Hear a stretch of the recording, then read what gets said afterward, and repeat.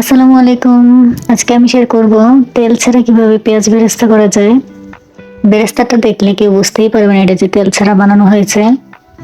তো আজকে আমি আপনাদের সাথে এটাই শেয়ার করব কিভাবে তেল ছাড়া একদম পারফেক্ট পেঁয়াজ বেরেস্তা বানাবেন। আসলে এখন সবাই একটু স্বাস্থ্য সচেতন।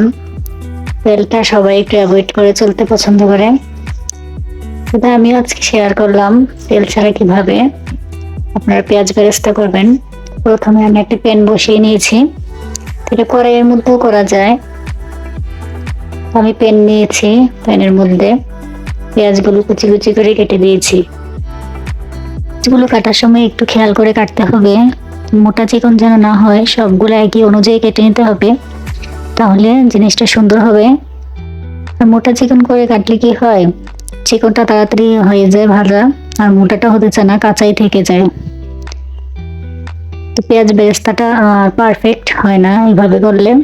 তো আপনারা চেষ্টা করবেন পেঁয়াজটা সবগুলো সমানভাবে কেটে নিতে। এখানে দেখুন প্যানে আমি অনবরত এটাকে নেড়ে দিচ্ছি।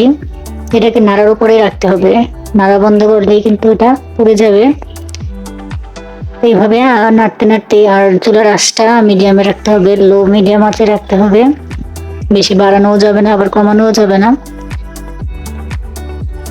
এরকম আঁচে রেখে আমি এটাকে আস্তে আস্তে ভেজে নিব। আমি দেখুন এখানে কিন্তু নাড়া একটুও বন্ধ করছি না, আমি অনবরত এটাকে নেড়েই যাচ্ছি। আর নিচ দিয়ে যেন লেগে না যায় একটু খেয়াল রাখতে হবে। বারবার নেড়ে নেড়ে এটাকে উল্টে পাল্টে দিতে হবে।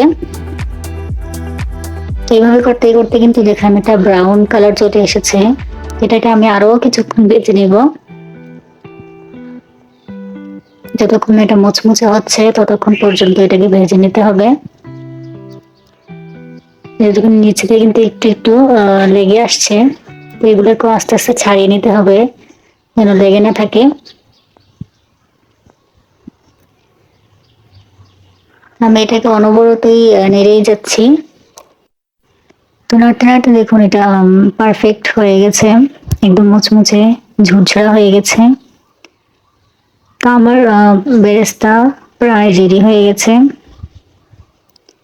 তো এইভাবে এটাকে কিন্তু এয়ারটাইট বয়মে করে রেখে দিলে প্রায় মাসখানেকের উপরেও থাকবে, কোনো সমস্যাই হবে না, বোঝাই যাবে না এটা যে তেল ছাড়া বেরেস্তা করা হয়েছে। আমি এখন এটাকে নামিয়ে নিব চুলা থেকে।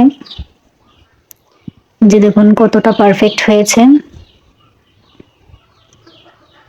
এটা আপনারা যে কোনো কোনো কিছুর সাথে দিতে পারবেন, পোলাওর সাথেও সার্ভ করতে পারবেন, রোস্টেও দিতে পারবেন, বিরিয়ানিতে ইউজ করতে পারবেন। তো খেতে কিন্তু একদম ভাজা পেঁয়াজের মতোই। তো এই পর্যন্তই, আল্লাহ হাফেজ।